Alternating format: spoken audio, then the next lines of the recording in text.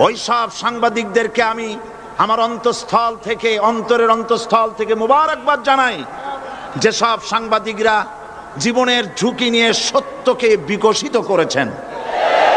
কিন্তু তার মধ্যেও কিছু কিছু সাংবাদিক আছে, আমি তাদেরকে দু একটি কথা না বলে পারবো না।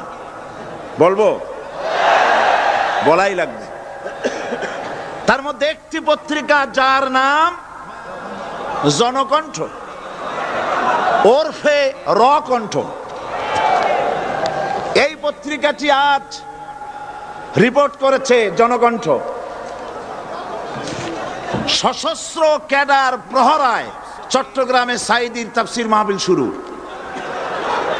আজকের এই লক্ষ লক্ষ জনতাকে জিজ্ঞেস করতে চাই, এই লক্ষ লক্ষ জনতা আপনারা কোন সশস্ত্র ক্যাডার চোখে দেখেছেন?